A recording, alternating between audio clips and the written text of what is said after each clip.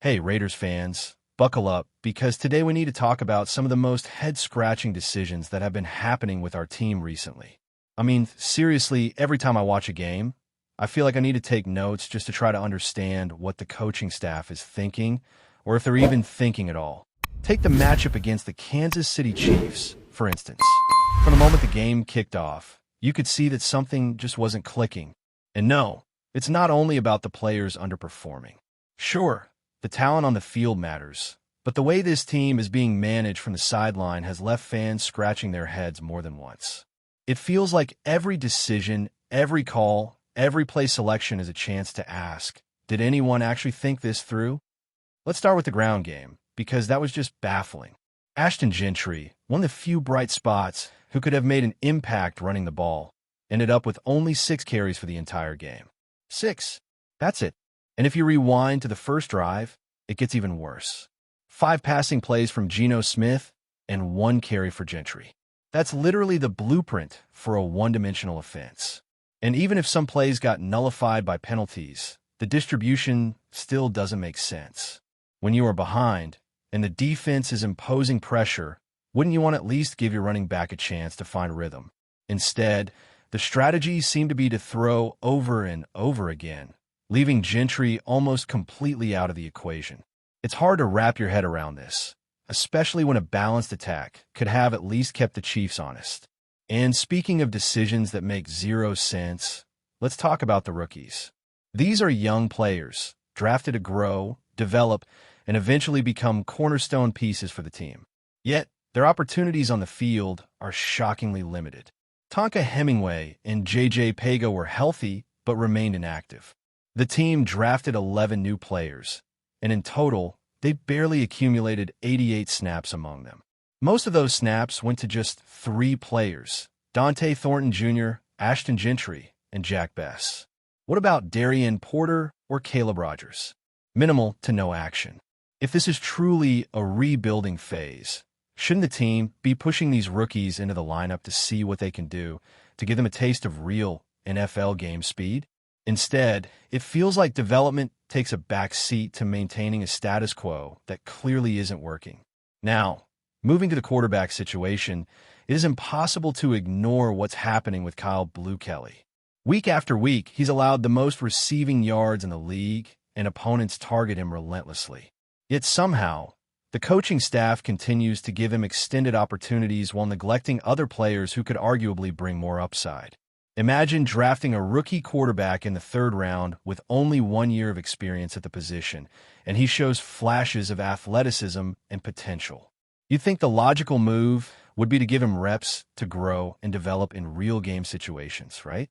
But no, the established guys, regardless of performance, continue to get the nod, while fresh talent sits on the sideline. It's mind-boggling. The benching of Jackson Powers Johnson also raised eyebrows for all the wrong reasons. This isn't about questioning his talent. He's had inconsistent games, but why single him out when multiple players are struggling? The decision to pull JPJ while leaving others on the field sends a message to the locker room that favoritism outweighs merit. Players notice these things, and it affects morale. When you have a coach defending certain players no matter what while publicly criticizing others, it undermines trust and cohesion. It's hard to see how anyone can buy into a culture of accountability when it clearly doesn't apply to everyone equally. Every single game seems like a circus of questionable decisions. The offense struggles to find a flow because the play calling is inconsistent, the rookies barely get meaningful snaps, and the quarterbacks rotate in a way that leaves fans, and probably the players, baffled. And it's not just about one game or one decision. It's a pattern. Every week, there's something new that makes you pause and ask, are they really thinking about winning or just making it up as they go? When you're consistently behind in execution and fundamentals, it's a coaching problem as much as it is a player problem. You can't expect to solve these issues by relying on the same failing formula and hoping for different results. And it's not just the strategy on offense. The defensive adjustments have been equally frustrating. Pressure on the quarterback is minimal. Coverage breakdowns occur repeatedly, and the schemes seem unable to adapt in-game. Meanwhile, young players who could contribute to solving these issues are left on the bench. If the goal is to rebuild and improve, the natural choice will be to rotate in rookies to gain experience and inject energy. But instead, the team continues to rely on veterans who are underperforming while limiting the development of the next generation. Watching it unfold is painful because you see the potential for a better game plan, yet nothing changes. This creates a cycle of frustration for fans. Watching the Raiders feels like a roller coaster that never climbs high enough to enjoy the view. The strategy is questionable, the play calling is inconsistent, and the handling of players seems to favor politics over performance. And let's not forget, fans notice when a locker room appears divided. When certain players are defended publicly and others criticized disproportionately, it sends a message that favoritism governs decisions more than skill or effort. This doesn't just affect one game. It affects the culture of the team long-term. Even when the team manages a few bright spots, they're overshadowed by the string of questionable calls. It doesn't matter if a player shows promise.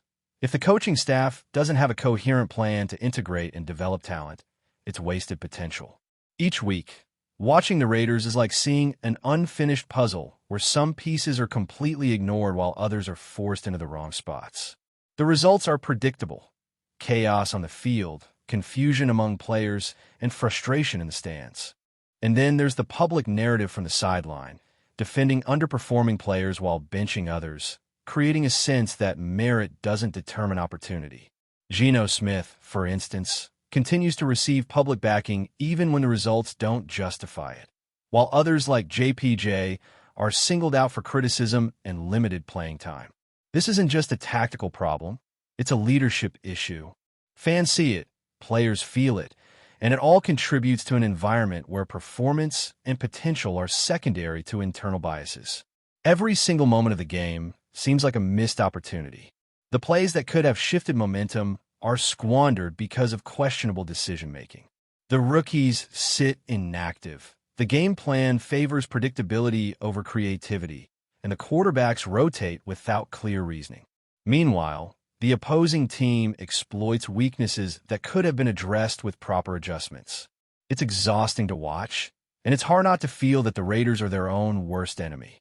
From the first whistle to the final snap, it's a showcase of what happens when coaching fails to adapt, develop, and lead. It's not about a single bad game or a single player. It's the accumulation of choices that continually put the team at a disadvantage. Fans see the talent, they see the potential, but they also see a lack of vision from those calling the shots. It's like watching a talented orchestra where the conductor keeps missing beats, leaving everyone else scrambling to fill in the gaps. And the frustration isn't just for show, it's real. Every questionable call, every missed opportunity, every rookie left on the bench adds to the mounting frustration. Fans aren't just complaining. They're witnessing a recurring pattern that undermines the team's potential. The lack of coherent strategy, inconsistent play calling, and favoritism from the coaching staff create a perfect storm where even talented players struggle to thrive.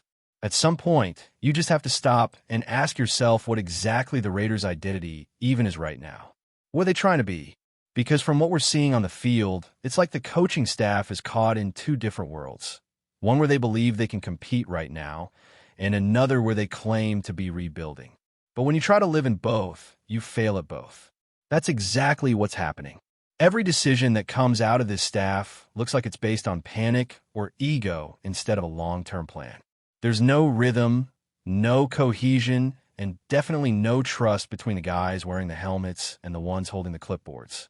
Take the situation with Jackson Powers Johnson. He gets benched mid-game while everyone else continues to struggle.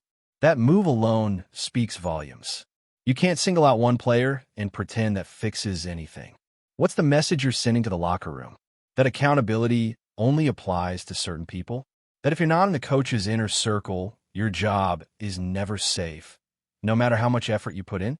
That's not leadership. That's favoritism disguised as discipline.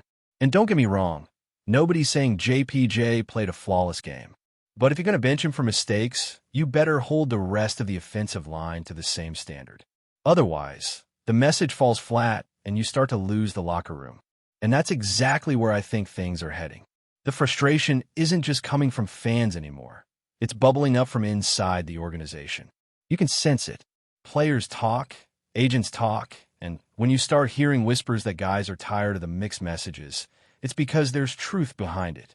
You can't build a culture of competition when everyone knows some players get treated differently. The same goes for how Geno Smith has been handled.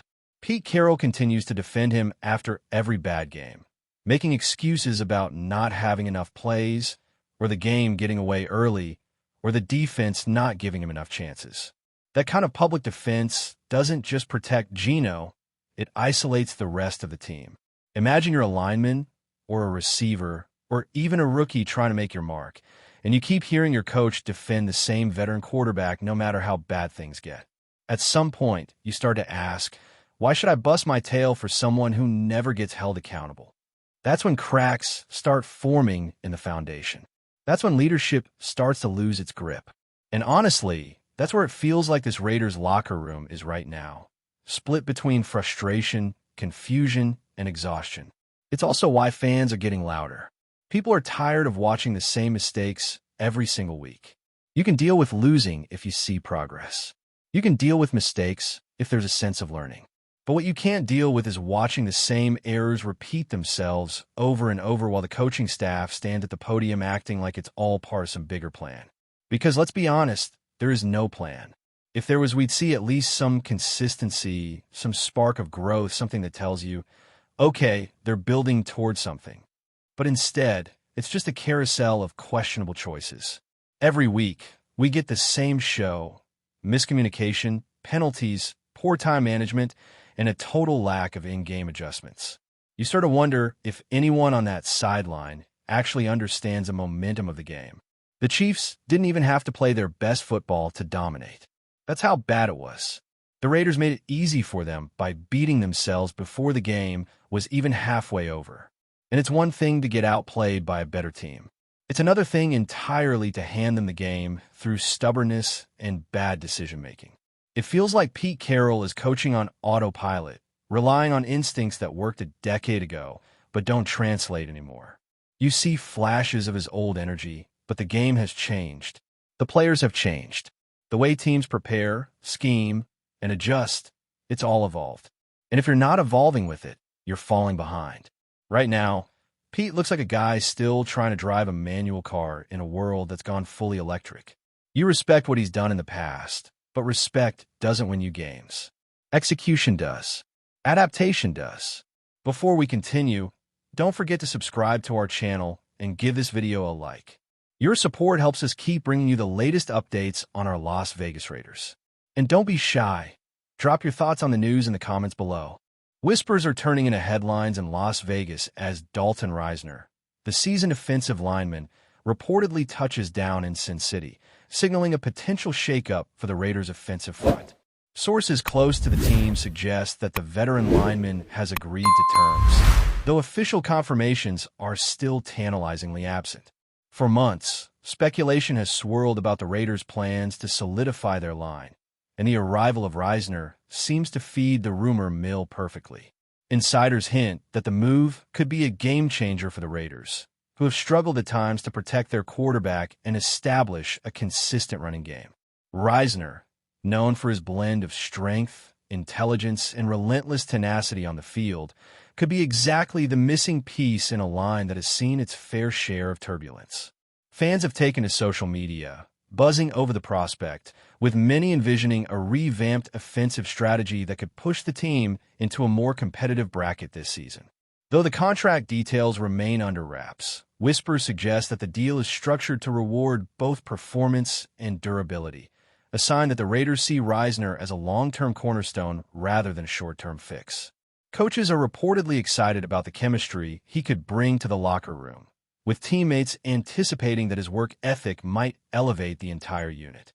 The timing of Risner's arrival also raises eyebrows, with some speculating that the team is quietly preparing for a bold offensive overhaul. Of course, in the world of NFL rumors, nothing is ever set in stone.